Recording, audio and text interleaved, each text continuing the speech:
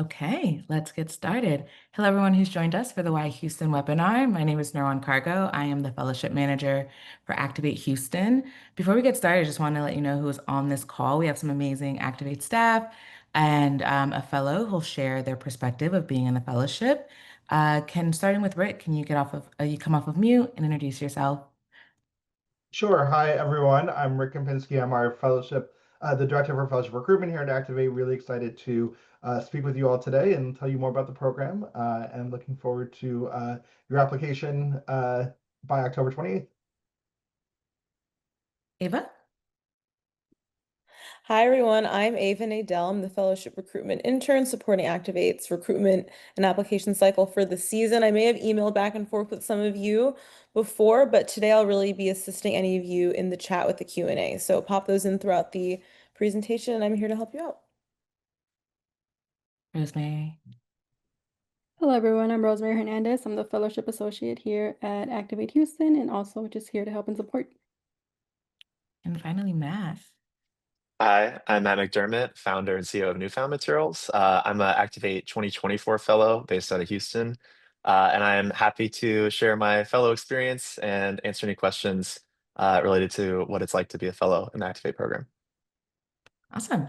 So a little outline for what we're going to go through in the next hour is I'll give you the story of Activate, the purpose of why we exist, get into the details of the fellowship, and talk about why Houston. If you aren't based in Houston, what would make you move or choose our community during your application cycle, our impact and results, and Matt will share his experience as a fellow. And then Rick will walk us through the application timeline, what we look for, and then we'll open it up to Q&A. Throughout this time, as everyone mentioned, they will be answering questions in the chat, so drop them in. All right, so the story of Activate. We exist because oh, Rick, it's frozen on the outline. Oh, there we go. One more. Perfect. So we exist because the world needs scientists more than ever. Right now, we have really big problems, and we think that scientists have the solutions to some of the world's biggest problems and challenges. And so Activate exists to do that, to bring scientists' research to market with their creative ideas and big swing solutions. Next, Rick. Our old motto, our old slogan used to be that actually, Rick, I can't even remember it off the top of my head, but but we've updated it recently. And at the heart of Activate, are people, our fellows. We're fellows first. And so at Activate, we're building the communities that drive science into impact. And it used to be we empower scientists and engineers to change the world. So Amazing. it's all the same. All the same, but now we're really focused on the community aspect. And so, first and foremost, we exist to support our fellows. And so, a part of our application process and a part of the fellowship is your science and tech. But at the heart of what we do is focused on people. We're also here for science and innovators who are making big things. So not just stopgap or solutions or small incremental changes. We're really here to exist for technology and innovators who are thinking about big solutions. And so it's also for a purpose.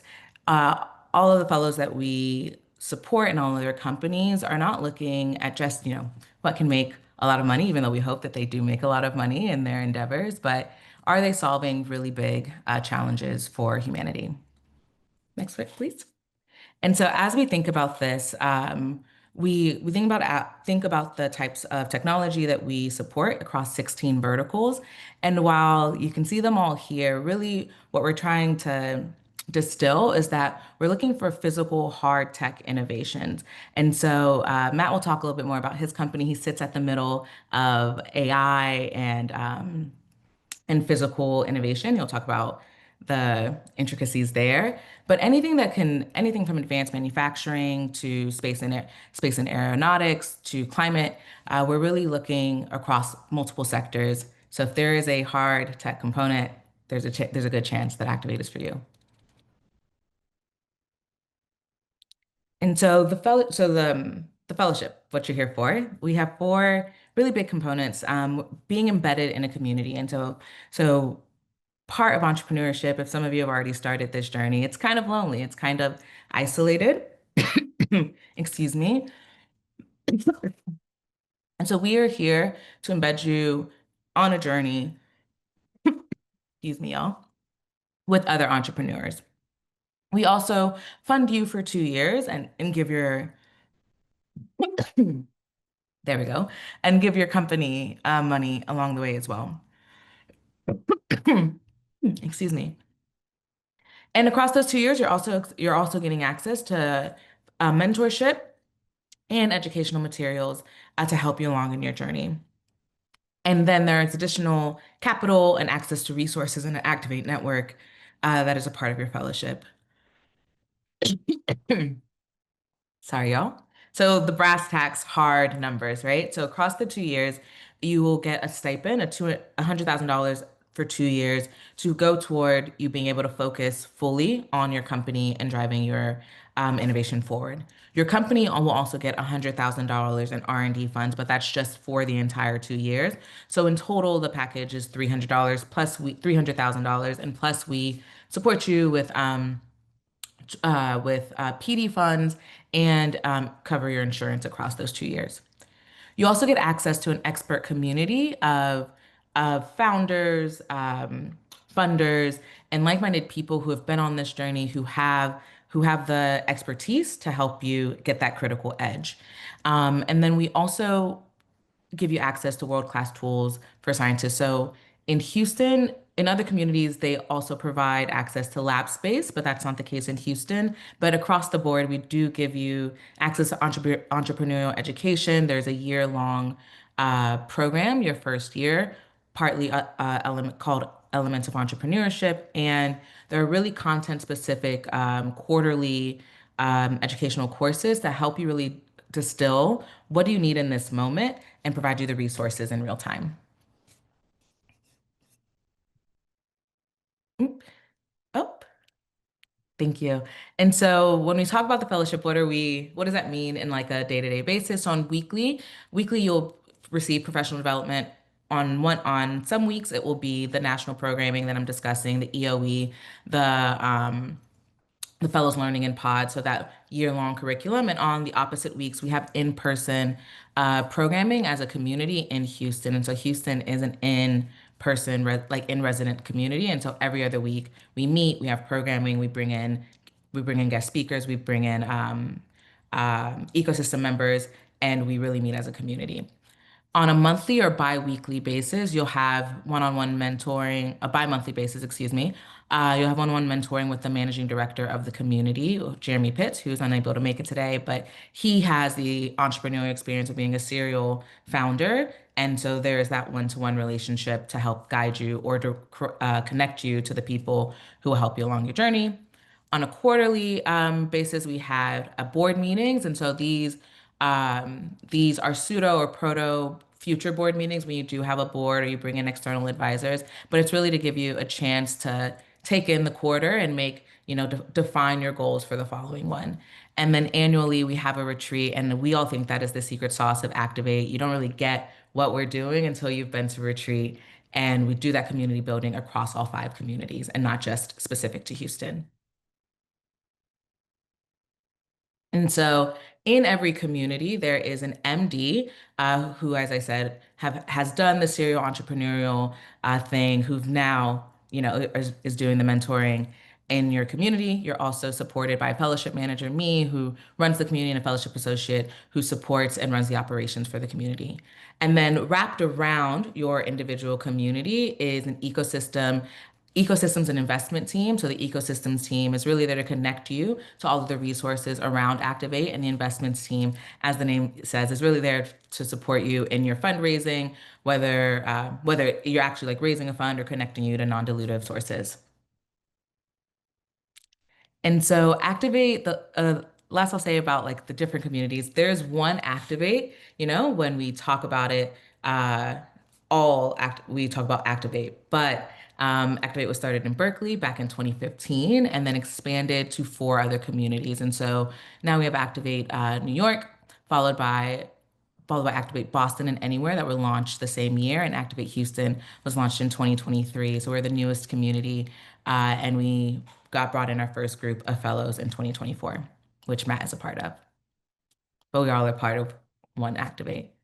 And so why Houston? Other than if you already live here, if you already have connections to Houston, we do, next slide. Oh, one, the team, right? We have, as I said, Jeremy Pitts, our managing director, has a lot of experience being a serial entrepreneur. I am the fellowship manager, and I really focus on that community experience and ensuring that you have all the components, you experience all the components of Activate. And Rosemary is our woman on the ground, ensuring ensuring the operations of your experience go well. And so in Houston, we also solve really big problems. There are a lot of Fortune 100 and 500 companies based in Houston. And so we know how to build things, and we have the talent and the diverse workforce for when you're thinking about scaling your team. Houston has the largest concentration of engineers in the country. And so you'll have the talent here as you scale. And then we're home to major industrial players. And so a lot of our fellows and other communities spend quite a bit of time in Houston because their customers are here upstream and downstream. And so there is a lot of energy. And as a burgeoning ecosystem, Houston has a lot of energy toward building this hard tech space. And so you'd be joining a really motivated, talented pool of a group of people. And so we want to show a few examples of our impact and results. And so since Activate started in 2015, we've had 296 fellows, and of those fellows, they have raised over $4 billion in follow-on funding. And so Jeremy really likes to focus on that. For every dollar that Activate invest, we see that money is multiplied 50 times over. And so when we think about the impact of Activate, it's not just in dollar amounts, but it's in the ways that people have been able to leverage and magnify our investments. And then 97% of our companies still exist in some capacity. And so we do give a critical edge to our early founders. And a few examples of some of our successful companies that are out and have built products. Umaro is making seaweed-based protein. You can find this bacon on Amazon. It's pretty good. Gradient is making, oops, excuse me, my screen just went black. Sorry. So Gradient has revolutionized heat pump technology, and Melinda is making closed loop carbon materials. And so it's across multiple sectors, and they have different levels of impact. And so a case study we love to discuss that is very Houston focused, although these are Berkeley Fellows from 2021, because Houston didn't exist, was Fervo Energy. And so Tim and Jack, they had this idea of bring geothermal to places that don't have the natural ability to do geothermal. So, we don't have the same kind of environment as Iceland or something. And they had the idea of bringing their oil and gas background and fracking technology to geothermal to really tap into to energy at lower heat. And the general idea or the general consensus of the industry is it couldn't be done. And so Activate Berkeley took a huge swing, and the science was there. And since then, they've been able to, they have partnerships with Google, working on a partnership with Microsoft, and they have a plant in Utah and Nevada. And so while Tim taught, a lot of people have helped him along the way. We wanted to highlight that he always champions Activate as one of their core supporters. And so the quote here is, "The Activate Fellowship was transformative for me. All scientists should consider applying." And so the other thing about Fervo and some of our other really successful companies is they've also been industry creators and definers. And so before Fervo's success, no one thought they could do geothermal in the United States. And there are so many, now there's an entire industry, you know, iterating on and collaborating with Fervo and technology like it. And so I'll pass it to Max. I think he's the one you'll all want to hear from for him to share his fellowship experience. Cool. Actually, I have a few slides, I think, in the presentation with a little bit of like a pitch, if you will. But yeah, I will start with an overview of our company and our mission, and then I'll jump into talking about my timeline because I think when you're applying to the Activate Fellowship, it's a little bit hard to sometimes imagine like where you fit into the picture because everybody's coming from very different starting points. So my example will just be one example, but I hope it will be an interesting one for you guys because I actually didn't feel like I was a good fit for the Activate Fellowship when I was applying because I was like, oh, I'm too early, whatever. I haven't figured this stuff out. Everybody comes in from a different starting point. That's a good takeaway lesson. But more about my company. So we are loosely doing AI for materials R&D, materials discovery. And the reason why we're focused on materials R&D is because materials really define every advancement in society. Like we literally name ages after the material that defined them, like the Bronze Age, Iron Age, Stone Age, etc. But it can take 10 years, 10 to $100 million. A lot of trial and error basically goes into discovering a new material that could be um, groundbreaking for society. Next slide. So where do we fit in? We focus primarily on synthesis as the missing key, thinking about synthesis is really the bottleneck in the whole R&D cycle. So today there's a lot of focus on using generative AI for materials modeling and coming up with new crystal structures. What there's not a lot of is actually people going in and saying, here's how to make these AI generated structures in the lab, and here's how to optimize the loop such that we can reduce trial and error and actually get to a material faster, a material solution. So without this key predictive synthesis side, R&D is still stuck in trial and error, even with AI. So our platform, we primarily work on physics-based algorithms, so reaction network algorithms and retrosynthesis algorithms. The idea is that we are mapping the phase space of materials and trying to find optimal pathways within these gigantic networks.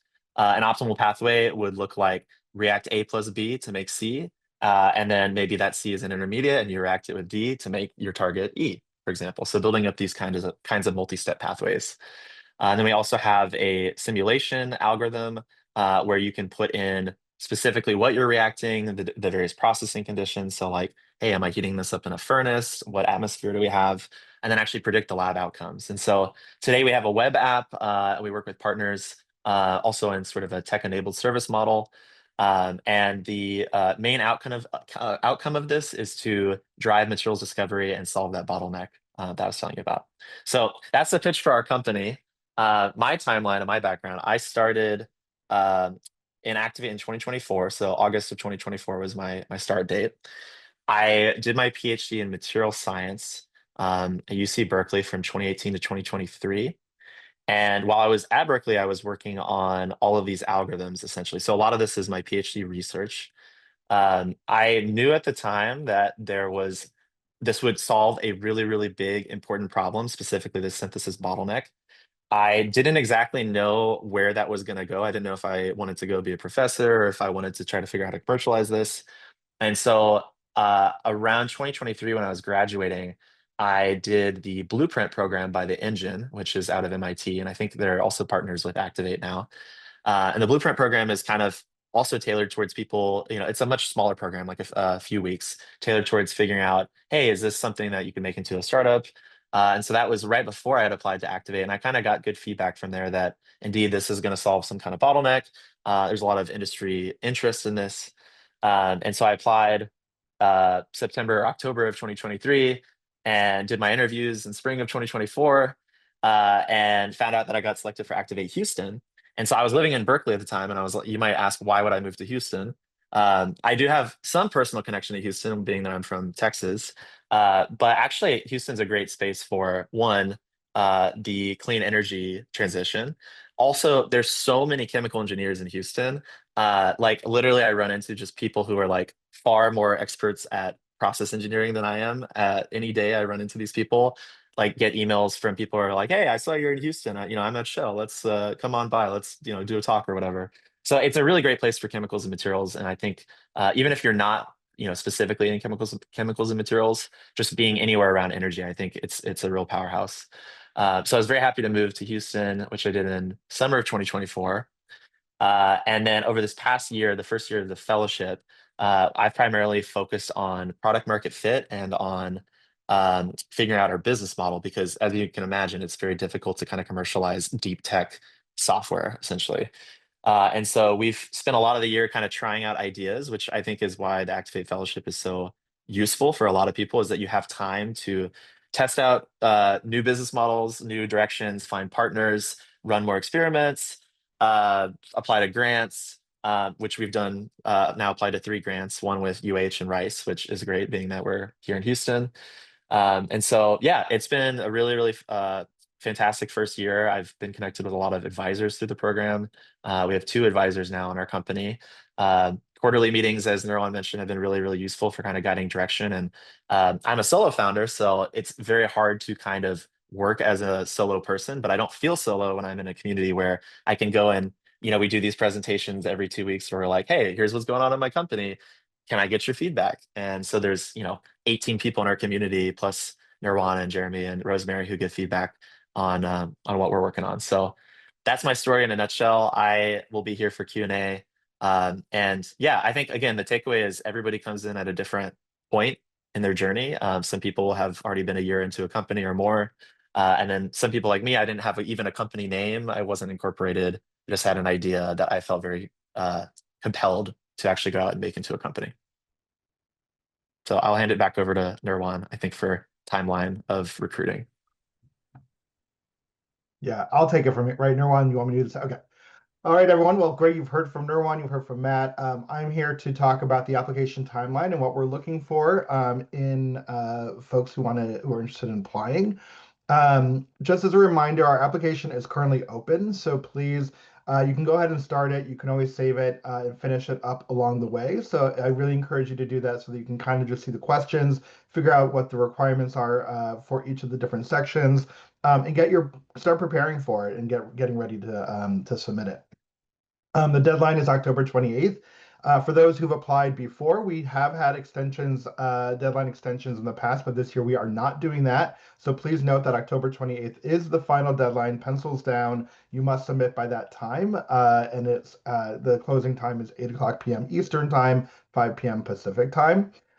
So just keep that deadline in the back of your mind that you must submit by then. After that, we go through a whole selection process throughout the winter time. If you make it to video interviews, you'll be interviewing with the selection committee for Houston if you do have Houston as your preferred choice.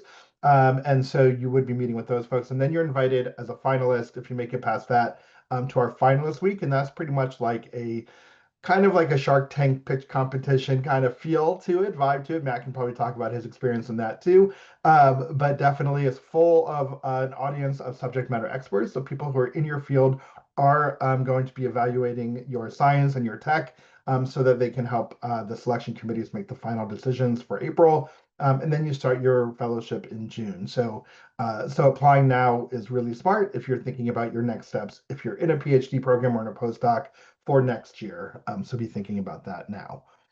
But what we're really looking for, people who are really committed and driven scientists and engineers. We really want people who are knowledgeable in their field, knowledgeable in your tech area to be able to move that technology forward. You're interested in becoming and growing as an entrepreneur and as a leader of a company. That's super important. You want to be able to take that on, do it, and you're really interested in learning how to be that leader. And then you're really excited to participate in the fellowship community. We understand the money is important and people really like getting that, but I think the most valuable part of the community of the fellowship, and you hear this a lot from fellows, is that community building. And so we really want you to be interested in participating fully in the program, in the community aspect, in the programming that Nirwan and Rosemary are putting together for you, the elements of entrepreneurship that our national staff is putting on for you, as well as all of the other community building parts that you can benefit from. And then you have the ability to lead the development of that technology, the credible technology, to make sure that it is feasible, that it has the potential for impact. Definitely make sure in your application you talk about the impact of your technology in one or multiple ones of our verticals, and then it's aligned with our mission for science for good. So really give yourself the thought of, would this receiving the fellowship support make a difference to you and to the company and to the technology? And if the answer is yes, please apply. Um, our basic requirements that we're looking for is, I'm just going to go through these pretty quickly, but they're all on our website, that you must have a bachelor's degree and 4 years of technical experience. So that means that you do not need a PhD, but you do need those 4+ years of experience. If you have a bachelor's and you have a master's, that counts as 2 years, and then you should have 2 additional years or more of technical experience. If you have a PhD, that counts as the full eligibility requirements. So I just want to make sure that is clear. But not everyone has to have it or has had a PhD. You certainly don't need it. Again, you have to have that bachelor's degree and 4 years of experience.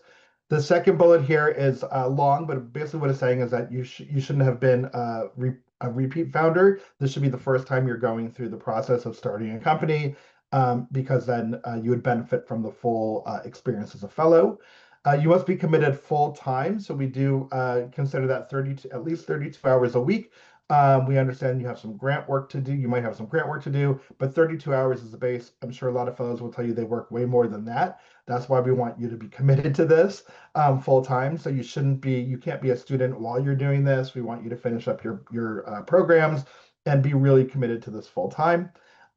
You must be legally able to work in the US. So that means that foreign nationals are able to apply to the program as long as you have a pathway towards a working visa in the US. Activate cannot sponsor you. You are not employees of Activate. You are employees of your own company. So you must work with, we really encourage you to talk to an immigration lawyer on this, because obviously things now are certainly changing in this space, and they're probably the best folks to talk to about your pathway that'll work for you. And then the final bullet here is just being able to communicate in English.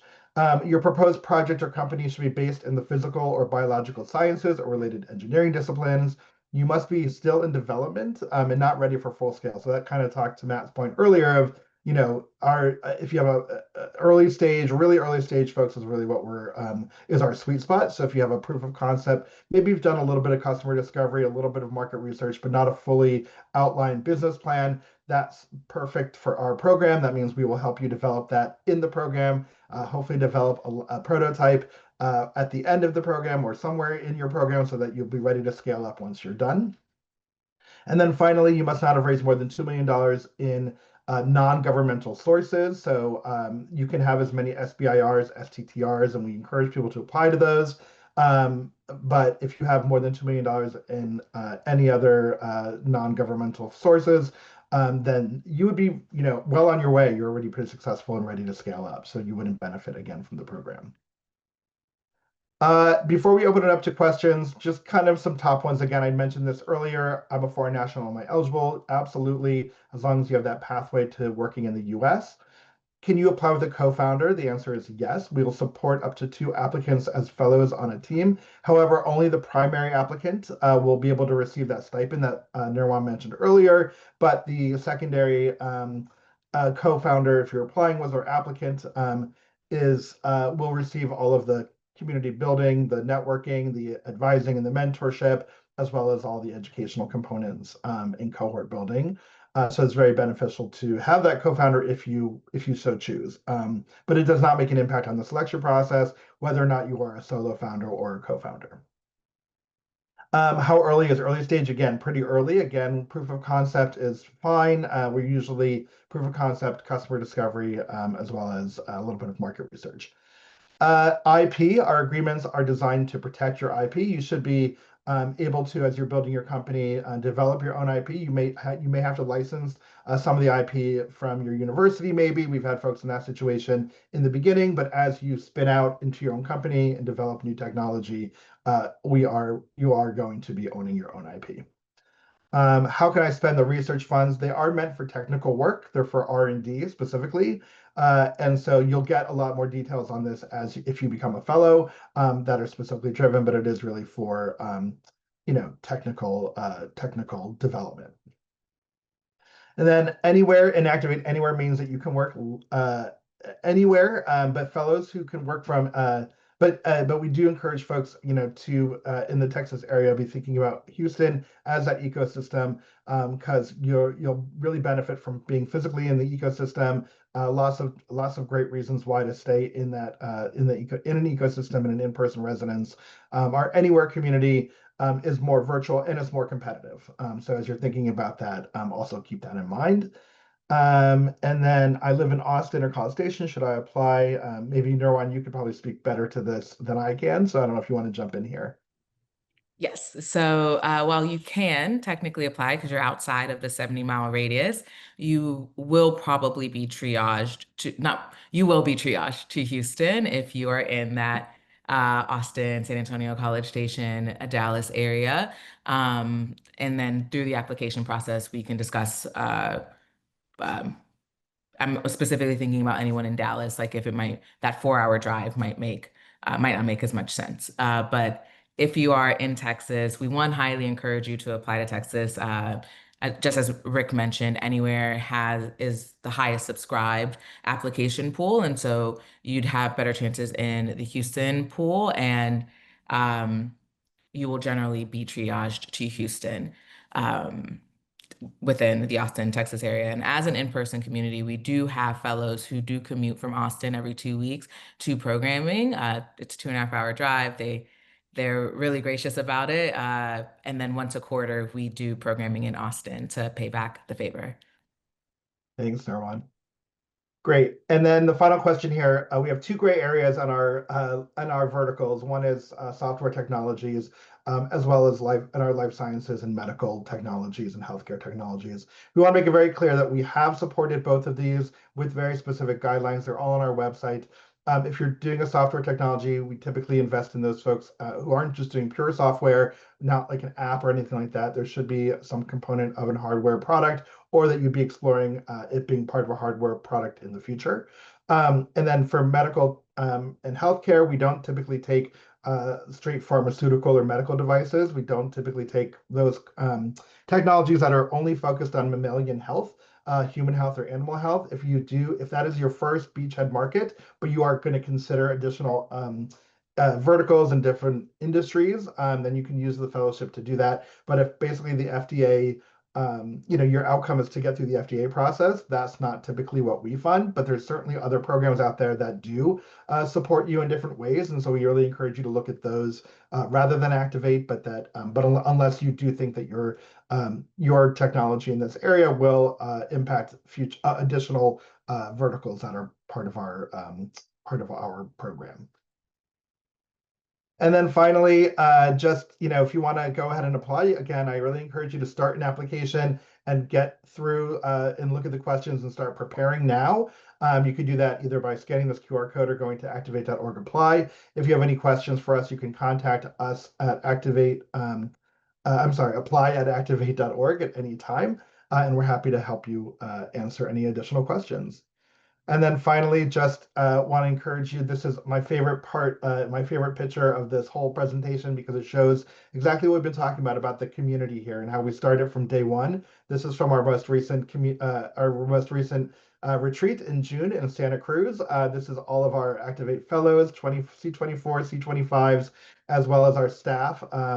And so it's just a great way to show that we really, really are here to support the fellows and individuals on their journey to entrepreneurship, and hopefully we can support you.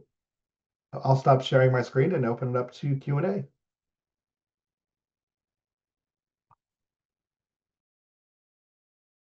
So I know there's probably been a bunch in the chat, Nirwan, so I don't know if there's any themes that people want to bring up.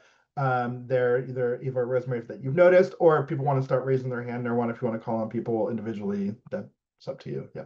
Yeah, good, Christopher.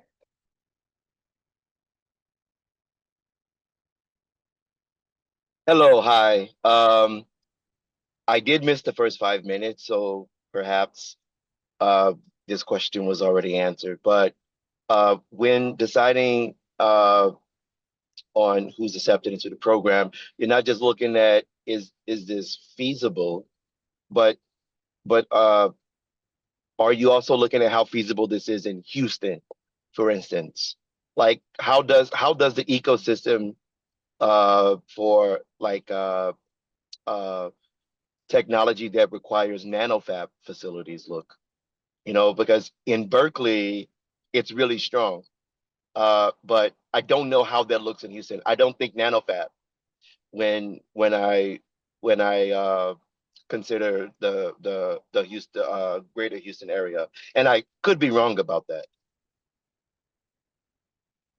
Yeah, I'm gonna tag you too, Matt. I feel like you'll have uh, additional perspective. So, no, well, the short answer is no, Houston doesn't have any like technical limitations where we're exclusively looking for things that are in chemicals and materials or upstream or downstream of oil and gas. And so, if you would like to apply to Houston and want to also consider Berkeley, that's the other thing. You can rank communities in your application. And so, rank as many as you would like to be considered for, rank only Houston and Berkeley.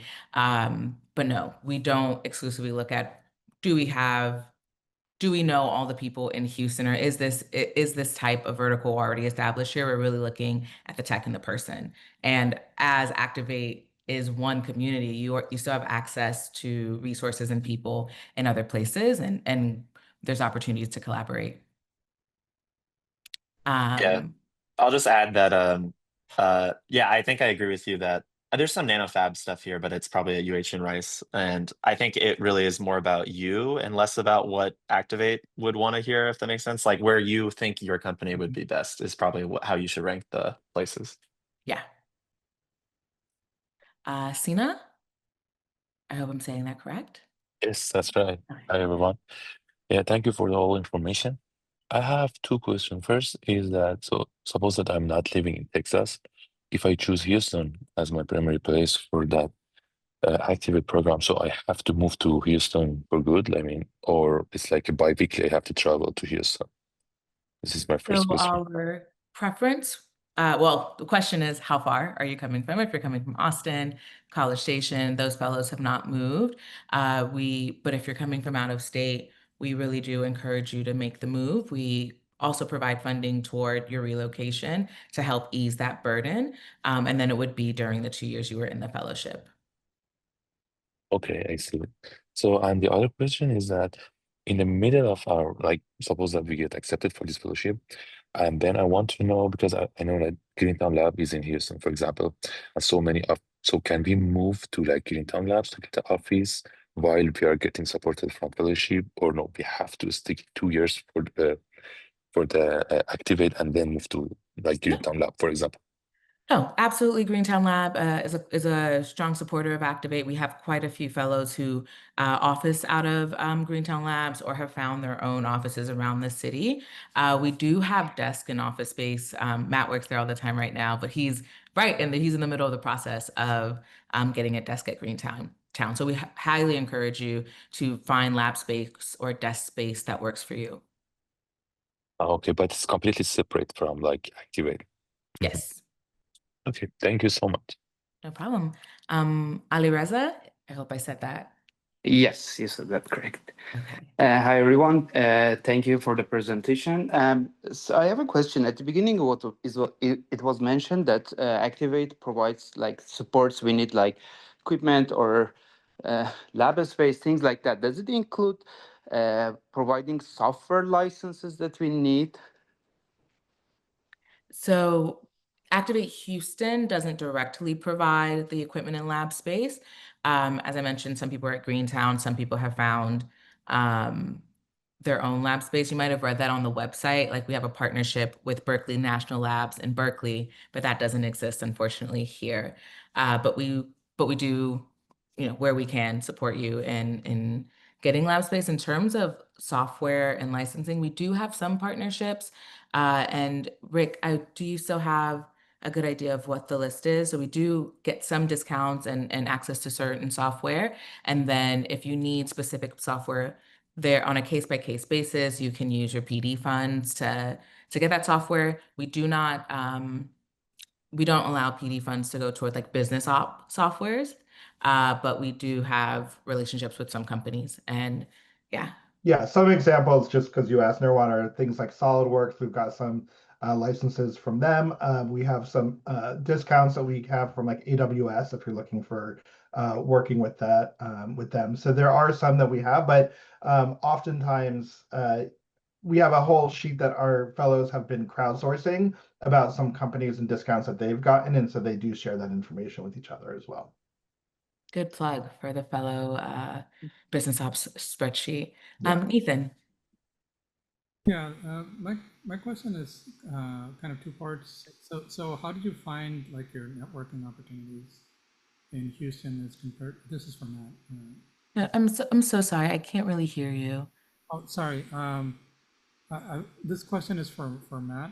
I'm just curious how you found your networking opportunities in the Houston area as compared to like Berkeley and the Silicon Valley area.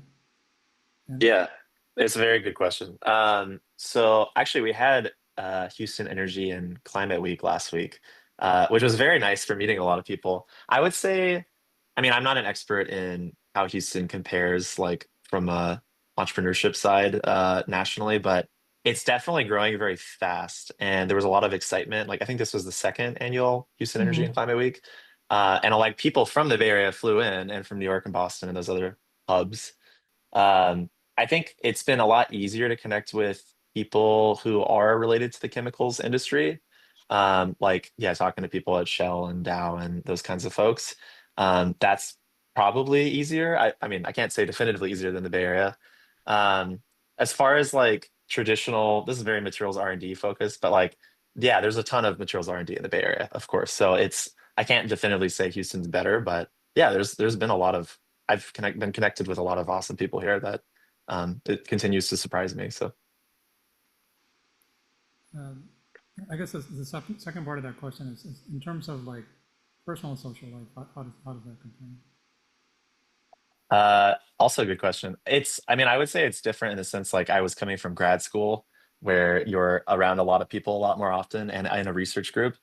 So some of that is just natural change, but um, also as fellows, we hang out a lot. And yeah, I mean, like one of the fellows was just here like spending the night like last week.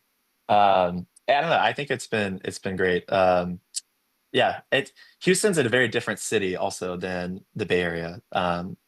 Just different architecture in every capacity. So yeah, I would think about that too before you or as you rank your preferences. I would think about where you also are okay living for some amount of time.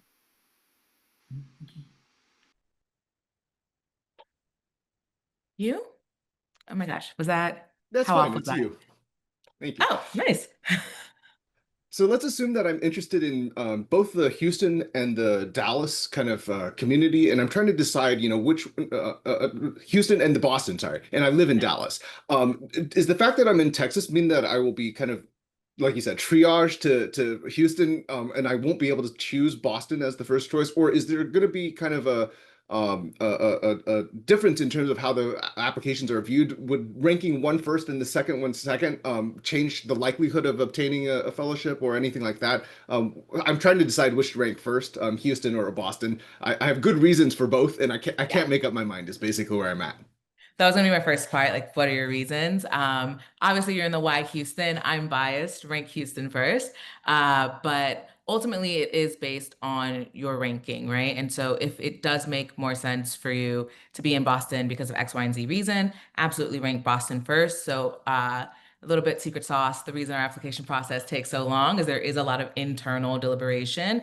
And so, whoever is your first choice community will get a first look at your application. And if for whatever reason there is some internal trading. And so I think rank what is best for you. But if you do rank, let's say you rank Houston second, Boston might give us an opportunity to review your application and we'll pick you up. Or, there is internal triaging. Yeah. But it wouldn't be that I you're see. So, reviewed so by both does that communities internal triaging simultaneously. process happen before the interview periods? So once you Yes. get to the interview stage, you're locked into that particular. Okay, Yeah. thanks. That's helpful. Yeah. I have ties to both areas. Spent some time at Rice. Spent some time in Boston. So I'm trying to figure out. So And Boston is the exact same. So they are an in-resident community as well. So you'd have to move there. Yeah, I thank was you. living in Berkeley when I applied to Houston, by the way, and I put Berkeley. I said I do not want to go to Activate Berkeley, not because it's not good. I just was wanting to leave Berkeley. It Fair enough. was a little bit personally, just because I've been there for like 7 years. So And you can also think about what food is better in each city. No, we won't judge you, but that could be a factor for some people. But to your thinking about your second question, like where do you have the greater chances? It would be Houston as the newest community. We're still building our pipeline, and so we look at more applications versus Boston has a more robust pipeline, and so they may not get a chance to look at everyone who selected Boston as first. You know. Makes sense.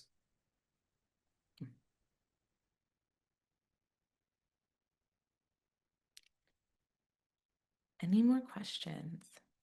I haven't been paying attention to the chat. Ava or Rosemary, are there any questions in the chat that still need answers or themes that you think we need to call out? The chat's pretty dry right now. I'm Okay. surprised. Someone means had we answered asked about everything. maybe just like determining overall deep knowledge of their proposed tech, maybe. I know we went over it a little bit on like the archetype of the ideal fellow, but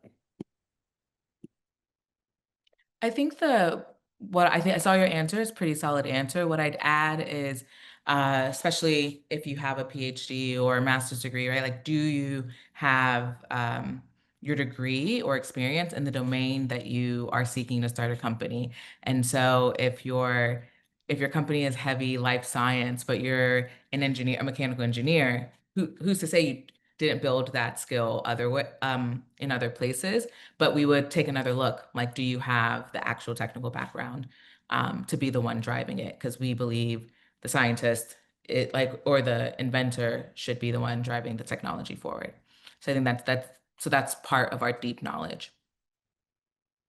Go ahead, you. Thank you. So I was going to actually probably ask this during the other kind of session for the CHIPS Act kind of thing. My kind of technology is very related to that. Is there something that you could say as to which one you think would be better, Houston or Boston, for kind of a microelectronics kind of a related kind of thing? Rick? No, I mean, I think we are supporting fellows for this year under that sponsored by the CHIPS folks. I think both in Houston and Boston. So those slots are available to all the communities across the board. So there's no specific area or region that would be better, I would say. Yeah. We have a fellow working on Thai Sapphire Lasers CHIPS Act here in Houston, and then they have, I think, like 2 in Boston as well. So to Rick's point, it's really about the technology. Yeah. Nathan. Yeah, I just wanted to kind of understand. I think there are plenty of other people also doing something similar, where you have the software component and then the hardware component after it. I think this is the first time we had a fellow who actually did that. So can you talk a little bit about how you approached making it clear that there is a hardware component or something? Yes. Yeah, so I actually missed this point when I was telling my story, but my postdoc while I was applying to Activate was on automated labs. And so the software component was really about accelerating an automated lab. Like, it's a software component to do something physical. And I think the not anti-software part of this, but like the idea is that you're not necessarily building like a consumer SaaS product. Like, we're not talking about like an iPhone app, right? Like, that's very clearly not the goal of what Activate is sponsoring. But like, we have a web app, but the web app is like very niche, right? Like, this is for researchers who are like, I'm gonna go run this in the lab today. And like, we are running experiments right now with a university partner where we're like, hey, we found these 25 synthesis pathways that we think could be really revolutionary for manufacturing, and we're like going out and testing those. We have not built a lab yet ourselves, but that would be the next step, right? Is to then build a lab and actually have this be closed loop. So yeah, I think just thinking about how does this interact with hard tech and deep tech, that's the critical aspect. Christopher. Yes. So I want to know if we put multiple areas onto our application for that would host us. For instance, Activate Boston, Activate Berkeley, and I would say Activate Houston are the 3 areas that I'm interested in. Like, should we provide like a justification for that?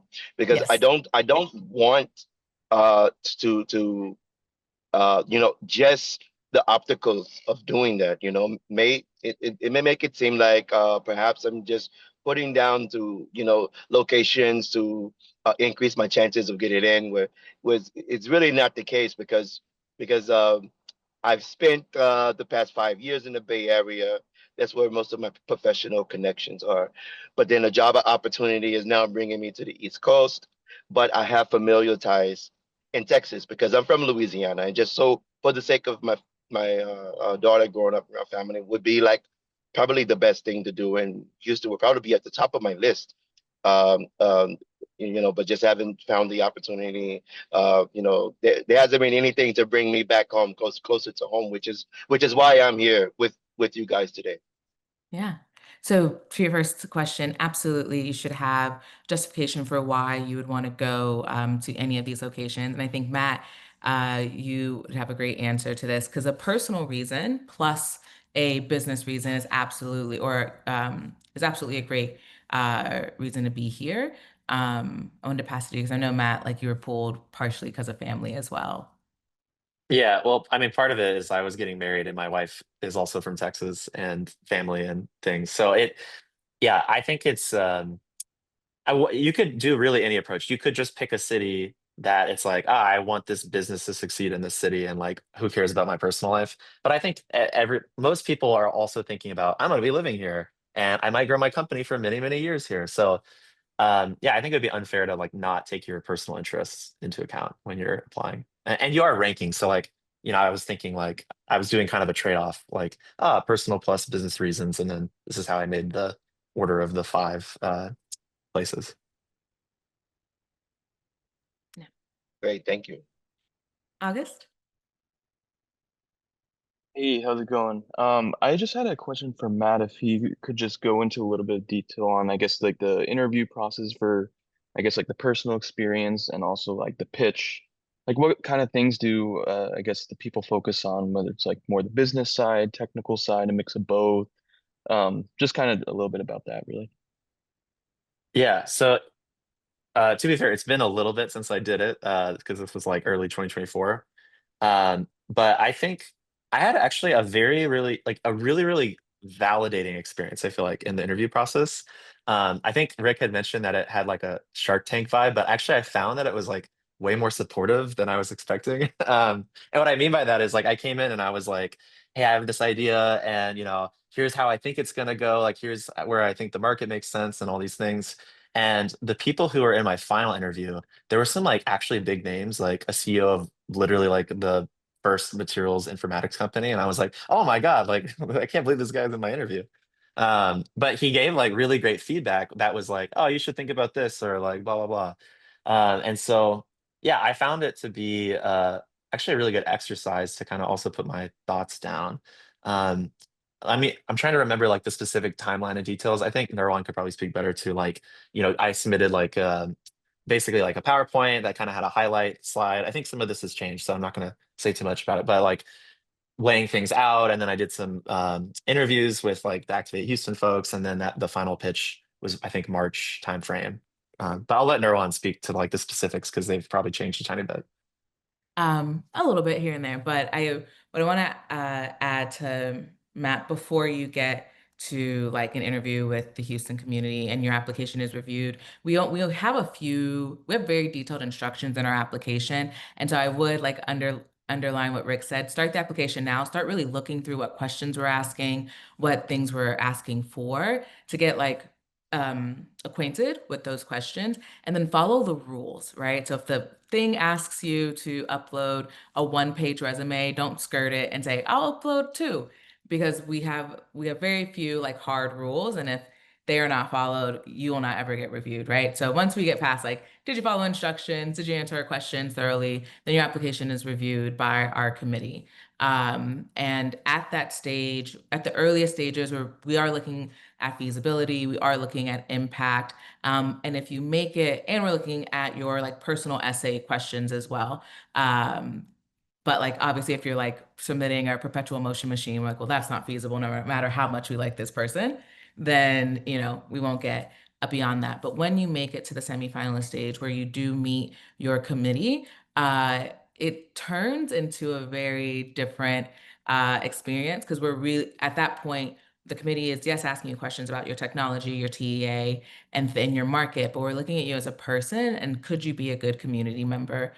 So there is actually a question to that on the application. Really think about like, what do you want to bring and get from the community, not just obviously the money and the runway and all that stuff is great, but like, what else do you want? Um, what do you want from the community? What can you bring for the community? So in that stage, we are looking at you really as a person, because at that point we've like the tech is good, their reasoning is good. Who are they? And then if you do make it to finalist week, Matt, I don't know if you experienced this, but like the whole thing switches because now we're like any of our finalists could join our community. So we now coach and support you towards finalist week as if you're already in. We are now on your side. We are here to advocate for you to have the best presentation in this Shark Tank-esque room. And so that our whole lens of evaluation completely changes. I don't know if you felt that, Matt, but that's Yeah, what we yeah. intentionally tried to Yeah, I do. think that was trying to what I was getting at with validating is like I did like a practice presentation with Jeremy before I had been like I was like a finalist and I was like, oh, help me, like he was helping me do the presentation, which was very nice. So yeah, it does change for sure. Like it's not as it didn't feel as scary actually. It felt very supportive. So I like that a lot. Great, thanks so much. We're at times, I don't want to respect people's time, but I'm happy to stay on. I'm gonna volunteer you, Rosemary. Me and Rosemary will stay on if anyone has any additional questions. But if not, thank you so much. I hope you decide to apply and you choose Houston. We will have a few office hours in person throughout the application process. So if you're in Houston, you have very specific questions you want additional support on, we are here to help. Additional fellows will be at those office hours. And if you cannot make it to Houston, we have virtual office hours, which I think Ava, you'll send out that information after this call. So you'll have all of that with Houston specific and national virtual office hours, excuse me. But if you don't make it to any of those and you just apply, I look forward to seeing your application. Thank you all. In August, the office hours, virtual and in-person ones, Ava will send after this call. Perfect, thanks. And for any additional questions, thank you for that. Please email apply@activate.org. And if it's for us specifically, it will get to us. And thanks, Matt, for sharing your experience as a fellow. It's great to hear. Yeah, actually I'll be on for a few more minutes. I don't have to Oh, go. great. So yeah, I Oh, can perfect. hang out for a second. Okay. Gil, I see your question about can an application be revised once submitted? The answer is no, until the semi-annual stage where you applied in October. We're not talking to you until January. And so if there's been any development, tech-wise, business-wise, we will ask you for your update since you submitted, but you won't be able to revise any previous information that you've sent. If while the application is open, and Rick, correct me if I'm wrong, you notice you uploaded the wrong thing or you hit submit before you're actually ready, if you email us, we may be able to like update that document and give you a chance to make corrections. But like once the deadline, you can't email us on November 1st and say, oh wait, there's something else I need to add. Yeah. No. You. A quick question about the in-person office hours in Houston. I was thinking about heading down to Houston, perhaps if I can squeeze it into my schedule. I've got a good amount of travel going on.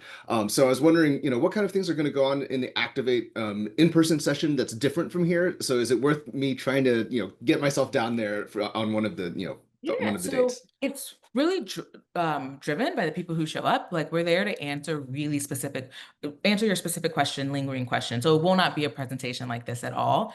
So if you come ready, like, hey, these are the things I'm still considering. This is how I'm framing my technology. Do you agree? We can talk through it then as well. And depending on which office hours you might try to make, and it's on the Luma, there'll be different fellows. And so you might want to speak to someone else whose tech is closer to yours, or who you just might be interested in speaking to, and they'll be at those office hours to speak to their experience. Maybe you want to speak to a C25 who is closer to the application process, recently going through it. And so that would be it. So it wouldn't be a presentation like this. Okay, It so would more be as informal, driven. just meeting the current fellows there. Okay, Yeah, thank two you. or three of them, yeah. Understood. But yeah, if you come in person, you can also check out the office and like see space you can work in. And I mean, Yeah. if one of us is there, like we're in Greentown Labs too. Like I could take you over there also. Like, yeah, you That'd can be see the great. whole space. Yeah. I'll be in contact then. I was planning on trying to find one of the spaces to go down, and I think I'll do that Yeah, if I can squeeze it in. I'm absolutely. doing a They're mass challenge spread program at the out through moment, so October. So, yeah, like I said, Ava will share and you'll be able to look through and see which one works best for you. Thank you all who are still here. Thank you for y'all's thoughtful questions and listening to us. As stated, if you have any additional questions, email apply@activate.org, and then you'll get additional information about ways to connect with us after this after this session from Ava. Great. All right, everyone have a Good great job, afternoon. everyone. Good job. Bye. Bye.